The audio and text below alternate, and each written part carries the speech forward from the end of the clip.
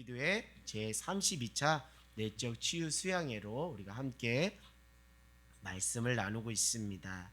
오늘 말씀 제목 하나님을 보았는가라는 제목으로 여러분과 함께 말씀의 은혜를 나누려고 합니다. 오늘 여러분 이 말씀 너무 여러분들이 잘 아시는 말씀이죠. 새 여인이 등장합니다. 이제 또 나중에는 또 남자 보아스라는 남자가 등장하는데요. 오늘 이 말씀은 세 명의 여인이 등장합니다. 나오미, 오르바, 룻. 그 세 여인이 이렇게 등장하는데요. 특별히 이 가정 안에 참 어려운 그 시간들의 터널들을 지금 통과하고 또 새로운 시간을 보내기 앞서 지금 우리가 말씀을 보고 있습니다. 나오미는 원래 유대 베들레헴 사람인데 그때 당시 기근이 들어서 모압 땅으로 이렇게 가게 되었습니다. 그곳에서 남편과 또 자기와 두 아들이 함께 갔었는데 어떤 일이 일어났죠? 남편이 먼저 그 이방 땅에서 먼저 생을 다한 겁니다. 그런 슬픔 가운데서 그 두 아들이 모압의 여인 그 오르바와 룻과 결혼을 하게 되는 것이죠. 근데 또 안타까운 것은 또 무엇이냐면 설상가상으로 그 두 아들이 또 일찍 어머니보다 앞서 다 죽게 된 거예요. 그러니까 결국 지금 몇 명만 남은 거예요? 3명만 남았는데 다 처지가 똑같은 거예요. 과부가 된 것이죠. 어머니도 시어머니도 과부고 두 며느리도 과부인 것이죠. 옛날 우리나라에 그런 일이 있었죠. 그 정말 잘 살아보겠다는 그 마음을 가지고 그 목표를 가지고 아메리칸 드림 해가지고 어디로 많이 이민을 갔죠. 미국으로 많이 이민을 간 겁니다. 오늘 그 나오미도 정말 먹고 살 문제를 해결하기 위해서 잘 살기 위해서 이방인 모압으로 갔지만 그곳에서 뭔가 이룬 것 없이 그 고통과 그 슬픔만 안게 된 것이죠. 그런 와중에 오늘 6절에 보니까 다시 유다 베들레헴의 회복의 역사가 있는 거예요. 하나님께서 자기 백성들을 어떻게 하신다고요? 돌보신다라는 소식을 들었습니다. 그건 다른 것이 아니라 그 안에 이제 어떤 흉년 기근의 때를 지나고 먹을 수 있는 양식이 풍족해지기 시작했다는 거예요. 그래서 이제 모압에서의 삶을 다 정리하고 두 며느리를 데리고 유대 베들레헴으로 가던 와중에 그 시어머니 나오미가 곰곰이 생각을 해보는 겁니다. 내가 가는 것은 가는 거지만 이 두 며느리는 이제 남편도 없고 자기와 같이 갈 어떤 큰 이유와 명분도 없으니까 그리고 아직 한창 젊으니까 본인의 고향 또 친정으로 돌아가서 다시 또 재혼을 해 새로운 출발을 했으면 하는 그런 바람 때문에 그 두 며느리에게 말합니다. 이제는 너희의 고향으로 돌아가라. 너희 부모가 있는 곳으로 돌아가라 라고 이야기합니다. 그러면서 그렇게 이야기할 때 두 며느리는 동일하게 말합니다. 아닙니다. 저는 어머니가 계신 어머니의 그 백성이 있는 곳으로 함께 가겠습니다 라고 이야기를 하는 것이죠. 그러나 기어코 또 이야기합니다. 나오미가 이야기합니다. 아니다.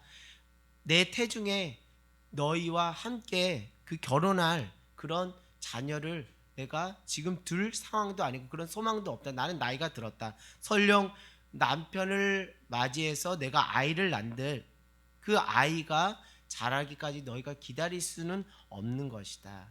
이건 무엇이냐면 당시 형이 자녀를 두지 못하고 생을 다하면 그 동생이 이어서 형수와 그 기업을 이어가는 그런 제도에서 이런 이야기가 나오는 것이죠. 결국 계속 그 시어머니는 계속 며느리에게 자기의 집으로 가라라고 간곡히 이야기합니다. 결국 14절에서 이제 선택의 갈림이 두 갈래로 나뉘어지는 것이죠. 오르바는 그 시어머니에게 입을 맞추고 그리고 룻은 어떻게 했죠? 그를 붙잡았다라고 이야기합니다. 입을 맞춘다는 것은 무엇이냐면 당시 작별을 구할 때 이렇게 입을 맞추고 떠나는 것입니다. 결국 오르바는 자기의 친정으로 가고 룻은 끝까지 자기의 시어머니와 함께 하겠다고 그를 붙잡은 것이죠. 그 상황을 보니까 너희 동서 오르바도 고향으로 갔는데 너는 왜 나를 그렇게 쫓아오느냐? 너도 빨리 너희 부모로 가라. 그러니까 이제 16절에 아주 유명한 말을 합니다. 어머니 나를 떠나라고 강권하지 마시옵소서. 어머니가 가는 곳에 나도 가고 어머니의 백성이 나의 백성이 되고 어머니의 하나님이 나의 하나님이 되십니다. 어머니가 죽는 곳에 나도 죽겠습니다.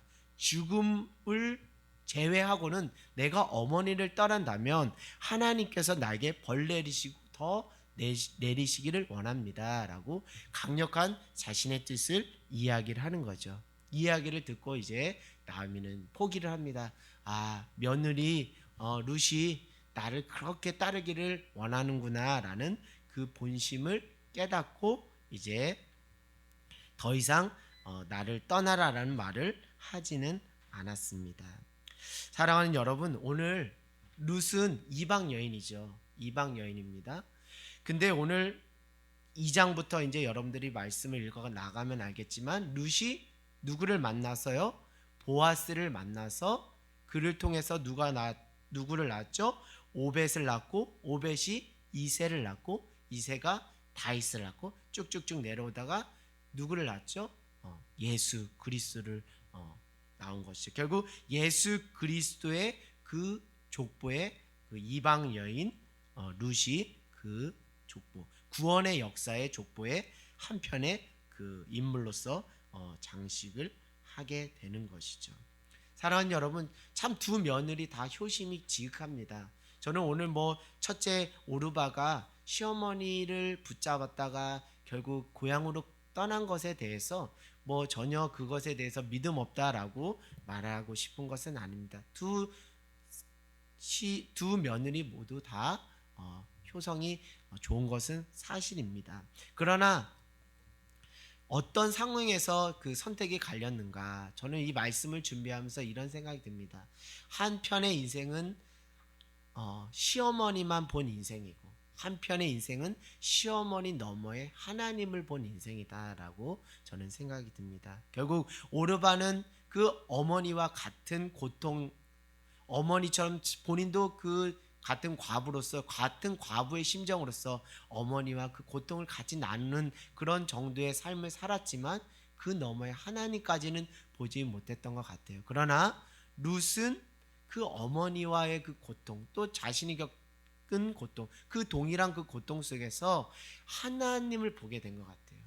오늘 저는 특별히 그 나오미가 남편도 잃고 또 자식도 잃고 다 과부가 된 심정 속에서 가정 안에서 오늘날로 말하면 가정 안에서 그 어떤 그 예배를 드렸지 않았을까라는 저 나름의 생각을 하게 됩니다.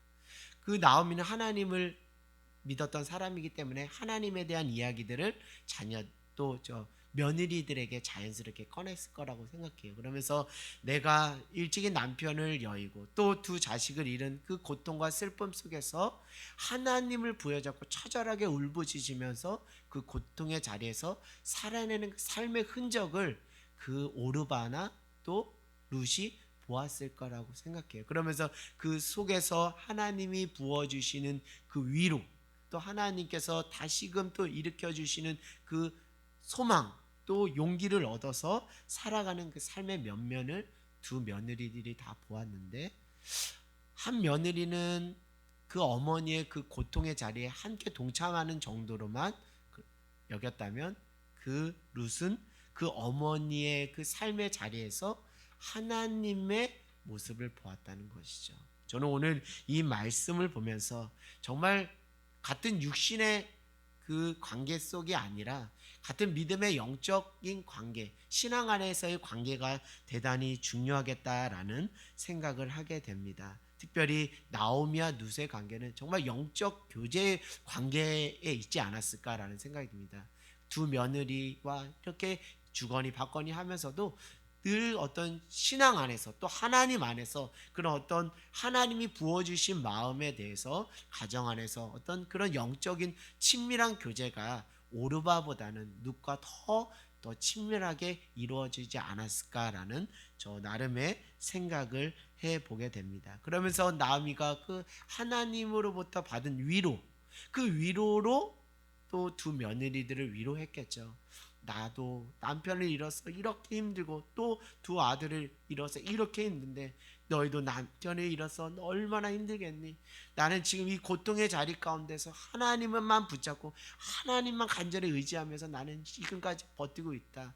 너희들도 하나님을 의지하면서 이 고통의 시간들을 좀 이겨냈으면 좋겠다라고 이렇게 이야기하지 않았을까 생각이 듭니다. 그런데 오르반은 그 어머니의 위로로 그도 많은 힘과 격려를 얻었겠다라고 생각합니다. 그러나 룻은 그 어머니의 위로를 통해서, 어머니가 하나님께 받은 그 위로를 통해서 그 룻은 동일하게 어머니가 받은 하나님의 위로를 동일하게 룻도 하나님의 위로로 받게 되었다라는 생각이 들어요. 그런 차원에서 16절에 이런 표현이 나왔지 않을까 싶습니다. 어머니의 백성이 나의 백성이고 어머니의 하나님이 나의 하나님이다. 그러니까 결국 나오미를 통해서 룻도 하나님을 알게 됐고 하나님의 위로를 경험하게 된 것이죠. 사랑하는 여러분, 우리가 많은 고통과 어려움 가운데 살아갑니다. 또 그 고통에 있는 사람들을 도우려고도 하고 또 도움을 내가 받기도 합니다. 그러면서 저는 오늘 이 말씀을 준비하면서 그런 기도가 나오기 시작했어요. 하나님, 제가 무턱대고 제가 극률한 마음, 불쌍한 마음, 치근한 마음으로 도와주었던 적이 많았는데 제가 이 기도를 빼먹었던 것 같아요. 앞으로는 누군가를 선대하거나 누구를 도울 때 하나님, 저의 모든 모습을 통해서 저가 하나님을 볼 수 있게, 제가 하나님을 전하는 통로의 삶을 살아갈 수 있도록 주님 역사해 달라고 좀 그렇게 기도해야겠다라는 생각이 듭니다. 제가 그냥 어떤 인간적인 불쌍과 치근함으로 도와주는 그것으로 그가 하나님을 경험하지 못한다면 그것처럼 안타까운 그 시간의 낭비가 어디겠습니까? 그러나 제가 하는 모든 삶의 흔적 모든 하나하나를 통해서 저가 하나님의 위로를 경험하고 하나님을 볼 수 있다면 나 또한 그렇게 하나님께 쓰임받는 위로의 도구가 될 수 있겠다라는 생각이 듭니다. 사랑하는 여러분, 저는 누군가를 도와주는 부분에서 예전에는 그냥 저의 어떤 그 성정이나 또 남을 보면 불쌍히 여기는 마음에서 그냥 자동적으로 이렇게 도와주는 그런 모습이 있었지만 저는 이제 누군가를 도와줄 때 늘 조심하고 또 기도하면서 간절히 기도합니다. 하나님, 제가 하는 이것이 제가 드러나는 시간이 아니라 이 모든 것을 통해서 하나님이 좀 드러났으면 좋겠습니다라고 간절히 기도하는 것이죠. 그 간절한 그 기대와 소망함의 은혜를 경험한 사람이 룻이 아니겠는가라는 생각을 하게 됩니다. 반대로 말하면 누군가에게 내가 도움을 받는다. 누군가에게 내가 도움을 받을 때 우리가 이렇게 도움을 좀 받았으면 좋겠어요. 단순히 저자가 나의 부족한 부분을 채워주는 사람으로서 지금 다가오고 있구나라고 생각할 것이 아니라 저 사람 너머에 저 사람이 저렇게 할 수밖에 없었던 그 뒤에 계신 하나님을 보면서 우리가 그 사람의 선의를 그 사람이 나에게 베푸는 그 베품과 섬김을 좀 받았으면 좋겠다라는 생각이 들어요. 그런 부분에서 오르반은 어머니가 나의 그 어떤 고통과 나의 아픔을 어머니가 위로하시는구나, 나의 아픔을 같이 긍휼히 여겨주시는구나 정도로 알았던 것 같아요. 그러나 룻은 그 너머에 하나님이 어머니를 통해서 나를 위로하시는구나 라는 것을 깨달으면서 어머니를 통해 하나님을 보게 되었다라는 생각을 해보게 됩니다. 사랑하는 여러분, 결국 상처라는 것은 하나님의 사랑을 만나지 않고서는 해결이 되지 않습니다. 하나님의 사랑을 만나야 상처를 회복할 수가 있는 거예요. 제가 지금까지 내적 치유 수양회를 많이 이렇게 하나님 은혜 안에서 준비하면서 최근에 더 깊이 느껴지고 깨달아지고 경험되어지는 것은 하나님의 사랑을 만나지 않고서는 해결되지 않는 거예요. 이런 유로는 도저히 기도 외에는 이런 유가 이루어질 수 없다라는 성경 표현 것처럼 하나님의 사랑이 아니고서는 인간의 그 쓴뿌리, 상처, 그 상함이 해결될 수가 없습니다. 다시 말씀드리면 하나님의 사랑을 만나면, 하나님의 은혜를 경험하면 그 어떤 사람도 하나님께서 다시 빚으시고 만지시는 거예요. 제가 최근에 어떤 간증 프로그램을 들었습니다. 이 상처라는 것이 대대를 거쳐서 내려오는 거예요. 그러니까 부모 세대의 상처가 자녀 세대에 내려오고 그 자녀 세대 또 자녀 세대로 그렇게 흘러나가는 거예요. 아시는 목사님이 그 목회자로서 살아가는 그 상황 속에서 본인도 일찍이 그 새어머니로부터 학대받은 그 학대의 그 고통과 상처로 그렇게 괴로움 가운데 있다가 예수 만나서 치유와 회복을 경험했어요. 그리고 아내도 또 일찍이 또 엄한 아버지 밑에서 아버지에 대한 원망과 그 어떤 상처로 그렇게 사모님이 살았다는 거예요. 그래서 목사님과 사모님이 이제 너무 좋아서 결혼했는데 그때부터 이제 고통이 시작되는 거예요. 왜요? 그 안에 그 윗대로부터 내려오는 그 상처의 쓴뿌리가 불쑥 튀어나오니까 아주 막 지옥 같은 인생을 살았다는 거예요. 근데 더 안타까운 것은 그 자녀들이 또 그 어머니로부터 아버지로부터 그 상처를 또 전수를 받았다는 거예요. 그래가지고 어머니 아버지로부터 받은 그 상처로 그 아들이 계속 중학교 때 계속 말썽을 일으키는 거예요. 그래서 중학교 때 이렇게 퇴학의 위험 속에서 세 군데로 전학을 가면서 간신히 중학교를 졸업하고 한국에서 더 이상 고등학교 생활을 할 수가 없게 돼요. 이 목사님이 미국으로 유학을 보낸 거예요. 그래서 이제 목사님과 아들이 같이 미국으로 가게 된 겁니다. 그래서 이제 가게 됐는데 그 미국에 있는 학교는 좀 철저한 기독교 가치로 교육하기 때문에 그 학교 안에서는 휴대폰을 절대 사용할 수 없다는 금지 조항이 있었다는 거예요. 그러니까 그 아들이 더 구속받기를 싫어하는 아들이 아버지 따라 한국으로 가고 싶어요 라고 떼를 썼다는 거예요.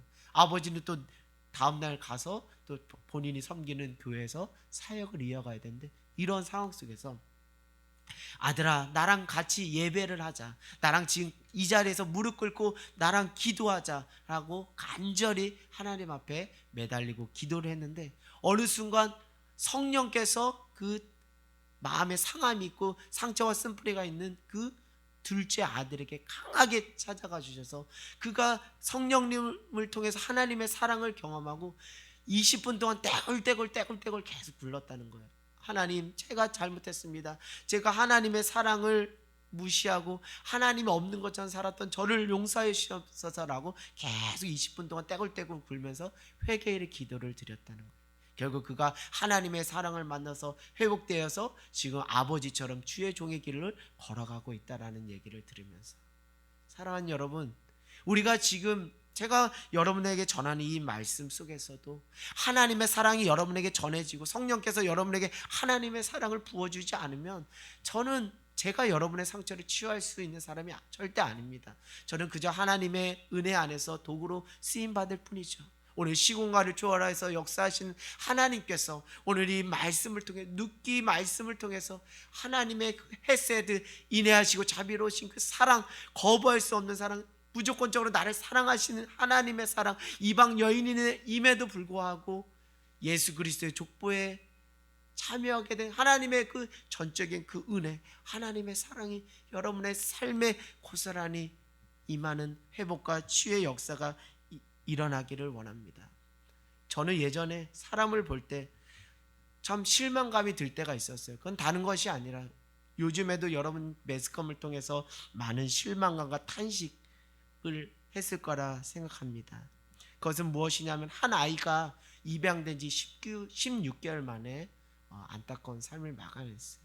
저는 그냥 그런 일이 있다라고 정도로만 여기고 그렇게 있는데 한 몇 분의 선생님과 점심을 먹고 교제를 하는데 그 선생님이 저에게 문득 이렇게 얘기를 하는 거예요.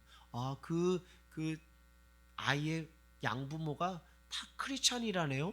더 나가서는 목사님 자녀라네요.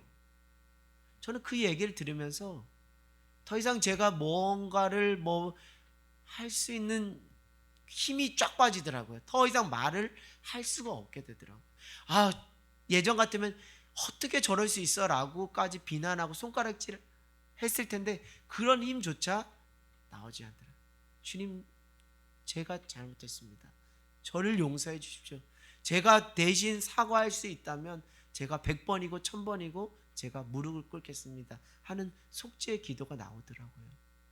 사랑하는 여러분, 믿는 사람이라고 해서, 교회를 다닌다고 해서 정말 사람으로서 하지 말아야 될 일들을 하는 경우들이 태반한 것을 보면서 매우 실망감과 안타까움에 있었습니다. 그러나 그것은 결국 저 자신의 영혼을 살리는 데는 매우 유익한 것이 아니에요. 결국 사람에 대한 미움과 원망, 증오로만 갈 뿐입니다. 그런데 저는 오늘 이 말씀을 준비하면서 요 근래 하나님이 느끼는 것은, 저 사람이 왜 저럴까? 저 사람이 교회를 다니고 예수를 하는데 왜 저럴까? 라고 생각할 것이 아니라 하나님의 인애하시고 긍휼하신 그 헤세드 자비의 마음으로, 저 자가 아직 하나님의 사랑을 제대로 경험하지 못했구나, 하나님의 은혜를 제대로 경험하지 못해서 저렇구나, 그래서 저렇게 쓴뿌리 가운데 툭툭툭 자신의 육신적인 것이 나오는구나 라는 생각을 하게 됩니다. 그러면서 그 영혼을 위해서 자연스럽게 기도가 나오더라고요. 하나님, 오늘 성령께서 할 수만 있거든 강력하게 성령님께서 역사하셔서 그의 상한 마음을 주님 어루만져 주시고 하나님의 마음, 하나님의 사랑으로 녹여 주시옵소서. 그 딱딱한 마음을 하나님의 사랑으로 녹여 주십시오. 하나님의 은혜로 녹여 주십시오라고 기도하게 되는 것이죠.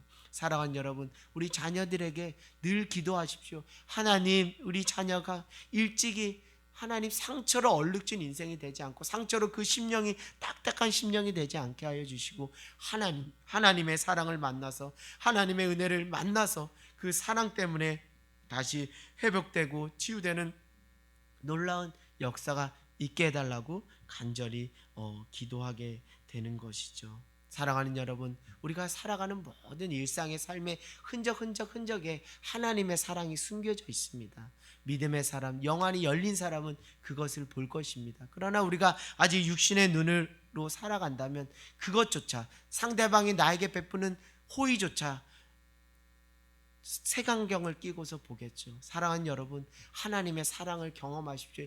새해 더욱더 하나님의 사랑을 경험하십시오. 그 사랑이 여러분에게 또 치유와 회복의 역사를 허락해 주실 줄 믿습니다. 오늘 루키 말씀은 다른 것이 아니에요. 하나님께서 나에게 찾아오시는 그 하나님의 사랑을 경험하라는 거예요.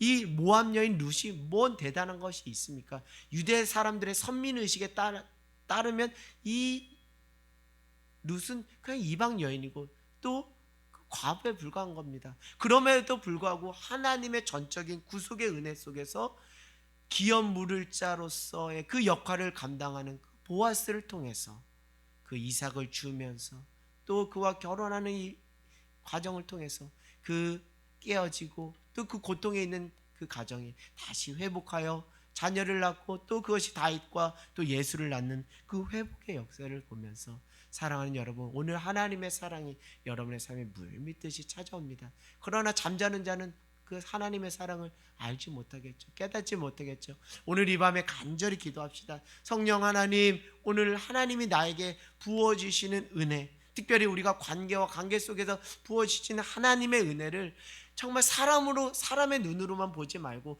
저 사람 너머에 나에게 찾아오시는 하나님의 사랑의 숨결을 경험할 수 있도록 주님 도와주시옵소서. 그 어떤 분이 저에게 이렇게 이야기하더라고요.